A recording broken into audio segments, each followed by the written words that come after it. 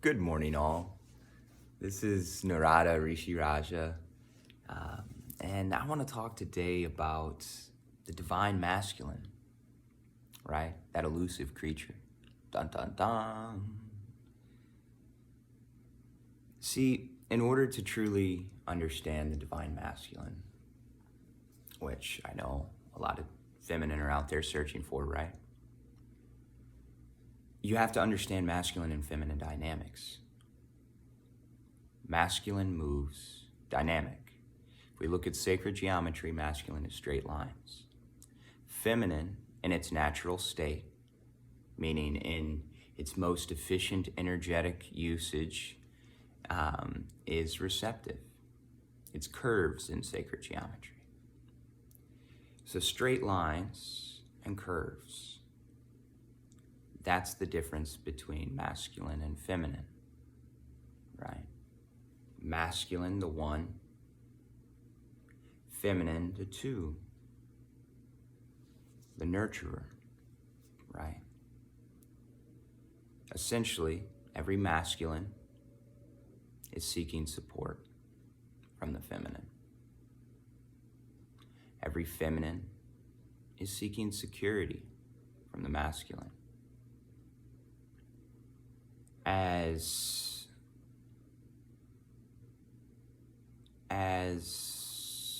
priorities shift in the collective, there are massive changes. Yes, there's always outliers, but there's massive changes. Most masculine is very materialistic, right?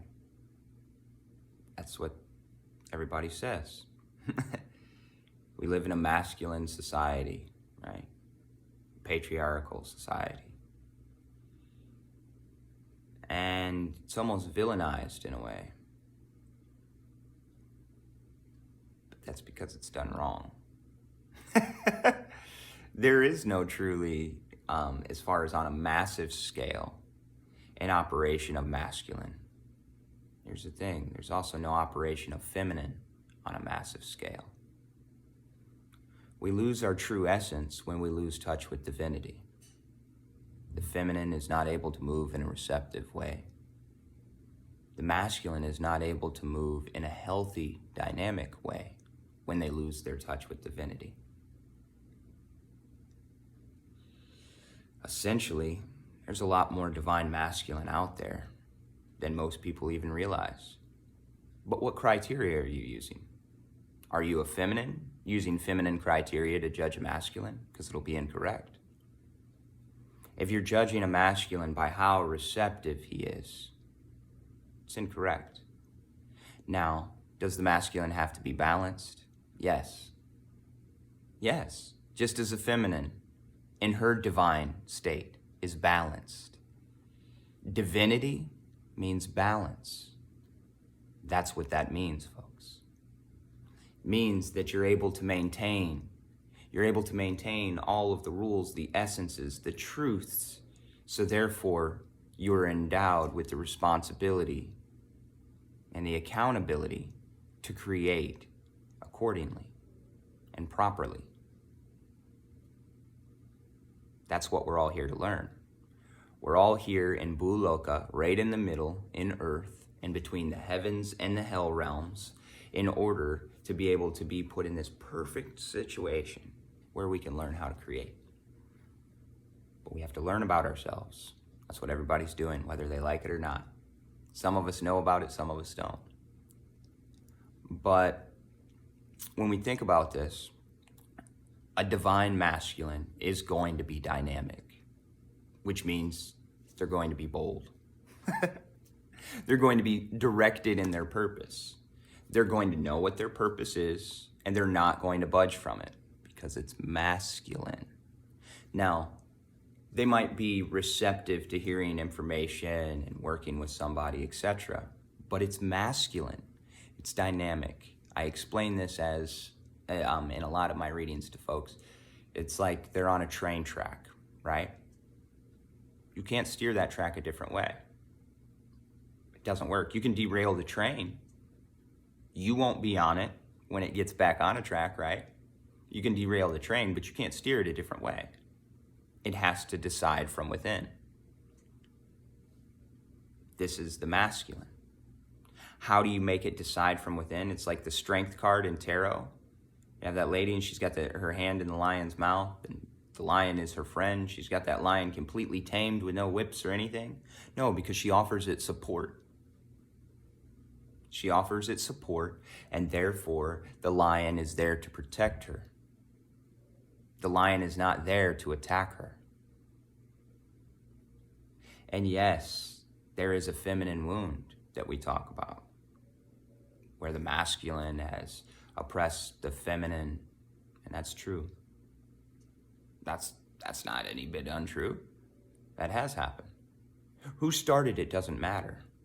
Whether it was the masculine, whether it was the feminine, doesn't matter. The way back is our connection with divinity. Whether feminine lost their faith because the masculine was hurting, so the masculine wasn't holding up security, right? So then they dropped their support. Or vice versa. They stopped supporting, so the masculine stopped securing. Doesn't matter who caused it. But we will never be able to see as long as we judge through these hurt eyes. It just won't happen. We won't be able to see the situation clearly. The situation clearly is humans have lost their touch with divinity. That's why you don't have divine masculine on a mass scale. It's the reason why you don't have divine feminine on a mass scale. Just because you're more intuitive than that masculine doesn't mean that you have made it to a divine level. Not unless you have dedicated your entire life to becoming divine. That's the choice. And you make that choice with every decision. So there's a lot of pressure on the divine, on masculine and on this divinity. But when you see a divine masculine, they're going to move dynamic. They're going to be very sure of themselves. They're going to be vocal about it. They're going to be unmoving in their purpose. Because think about it. A strong leader has to be. A strong leader has to know exactly where they're going and be unshakable in that. It's going to look different. It doesn't mean it's toxic. It doesn't mean it's toxic masculinity just because it's masculine. Just because it's dynamic does not mean it's ego. It's all about perception and clarity of that. And by sharpening the sword of discernment through our daily practices, we're able to get closer and closer to divinity, which means we're able to express ourselves closer and closer as truth. When you see that from a masculine, it will be dynamic. Know that. But that's how they manage their energy properly. Just as if you're a feminine moving in a very dynamic way, I guarantee you have anxiety.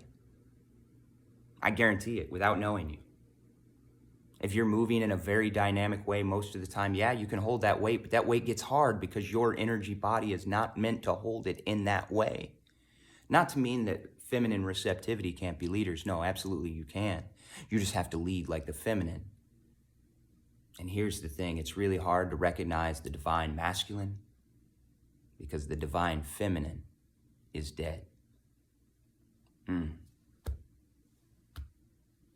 I've seen a lot of spiritual feminine, and I see a lot of people working on it.